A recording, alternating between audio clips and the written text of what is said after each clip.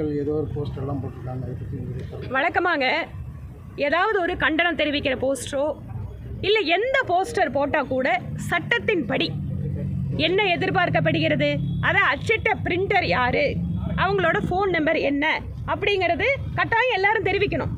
அது நான் அடித்தாலும் சரி, எங்கள் கட்சி நிர்வாகிகள் யார் அடித்தாலும் இதுதான், எந்த அமைப்புகள் அடித்தாலும் அதுதான். ஆனால் முற்போக்கு அமைப்புகள் அப்படிங்கிற பேரில் ஒரு போஸ்டர், அது தவறுதலான பொய் பிரச்சாரம், இரண்டு பிரிவுக்கிடையே வன்முறையை தூண்டுகின்ற விதத்திலே, பிரிவினைவாதத்தை தூண்டுகின்ற விதத்தில் ஒரு போஸ்டர். பீகார் மக்களோட தேர்தல் பிரச்சாரத்தின் போது தமிழகத்து மக்களை இழிவுபடுத்துறதுக்காக கருப்பு கொடியா கொஞ்ச நாள் இந்த கருப்பு கொடி விஷயத்தெல்லாம் பார்க்காம அப்படியே கண்டுக்காமல் இருந்தாங்க. ஏன்னா நிறைய நிதி உதவியெல்லாம் வர வேண்டி இருக்கு டெல்லியில இருந்துன்னு.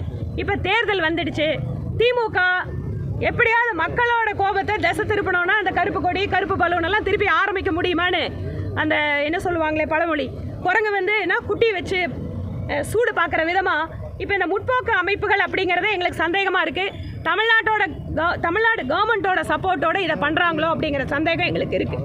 ஏனென்றால் இந்த பிரிவினைவாத அமைப்புகளுக்கு, இந்த முற்போக்கு அமைப்புகளுக்கெல்லாம் பின்னால் யார் இருக்காங்கன்னு பார்த்தா திமுக காரங்க தான் இருக்காங்க, திக காரங்க தான் இருக்காங்க. அதனால் இந்த கருப்பு பலூன் கருப்பு கொடி இந்த மாதிரி விஷயத்தை தமிழகத்தினுடைய அரசு அனுமதித்தால், தமிழகத்தினுடைய முதல்வர் எந்த இடத்திற்கு வந்தாலும், எந்த மாவட்டத்திற்கு வந்தாலும் பிஜேபி காரங்க இதே மாதிரி செய்வாங்க.